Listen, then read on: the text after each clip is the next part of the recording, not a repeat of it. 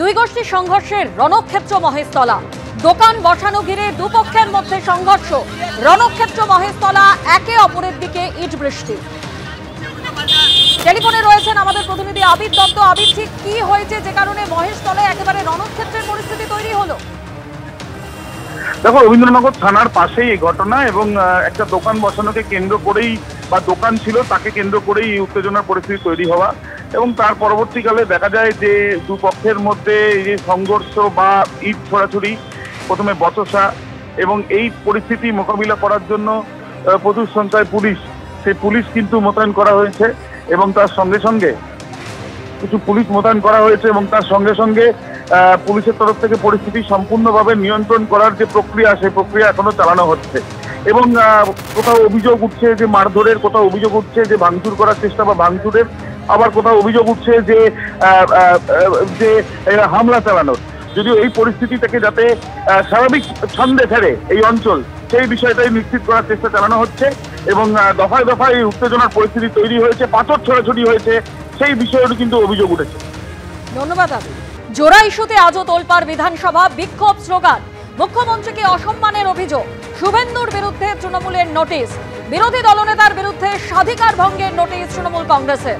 অনুব্রত মণ্ডলের কুকথা নিয়ে নিন্দা প্রস্তাব খারিজ, প্রতিবাদে বিজেপির ওয়াকআউট।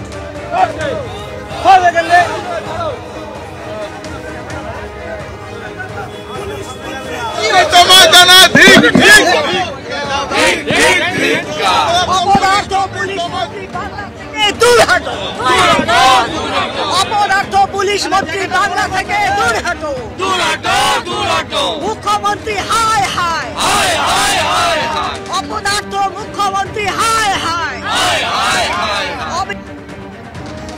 বাংলা থেকে দূর হাঁটো।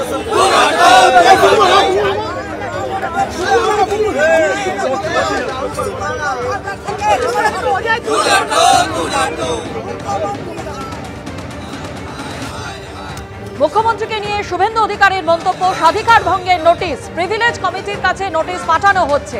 এই অধিবেশনে রিপোর্ট দেওয়া হবে জানিয়ে দিলেন স্পিকার বিমান বন্দ্যোপাধ্যায়। বাইরে কে কি বলেছেন তা নিয়ে কেন স্বাধিকার ভঙ্গের নোটিশ, প্রশ্ন তুলে প্রতিবাদ বিজেপি, বিক্ষোভ ওয়াকআউট। অনুব্রত মণ্ডলের কুকথা নিয়ে মুলতবি প্রস্তাব খারিজ, প্রতিবাদ জানায় বিজেপি।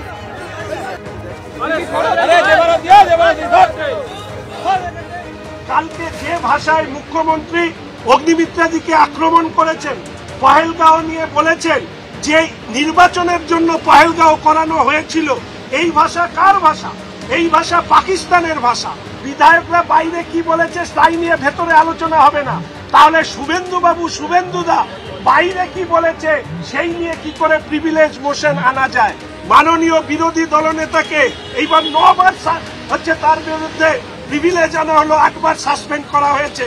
আমরা তার প্রতিবাদ করে কথা বলতে চেয়েছিলাম, কিন্তু তার আমাদেরকে কথা বলতে দেয়নি, আমরা তার প্রতিবাদ জানিয়েছি। কোনো জায়গায় মাননীয় মুখ্যমন্ত্রী কখনো শত্রু দেশ অর্থাৎ এখানে পাকিস্তান তার পক্ষে কোনো কথা বলেননি। এমন কোনো অভিযোগ বিরোধী পক্ষরা যখন তারা বক্তব্য রাখছিল তখন তারাও কিন্তু এই অভিযোগ তোলেনি।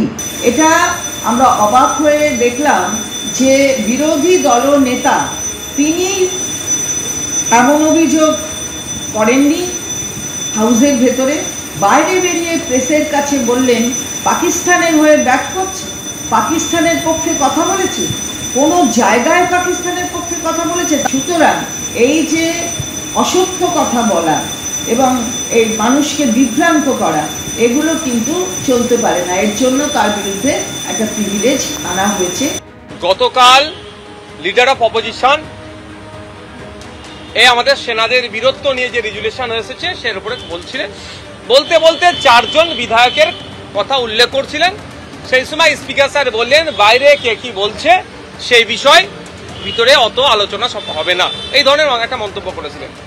আজকে যখন লিডার অফ অপোজিশনের বিরুদ্ধে স্বাধিকার ভঙ্গের নোটিশ এসেছে, সেই সময় অপোজিশন চিফ হুইপ এই বিষয়টাকে আবার বলেন তিনি যে এইটা তো আমাদের উনি ওনার পক্ষ থেকে বলছেন তাদের নেতা যখন এটা বাইরে বলেছে তাহলে এখানে চর্চা হবে কেন, এই নিয়ে একটা আলোচনা তর্ক বিতর্ক হচ্ছিল, অনেক চিৎকার চেঁচামেচি হচ্ছিল।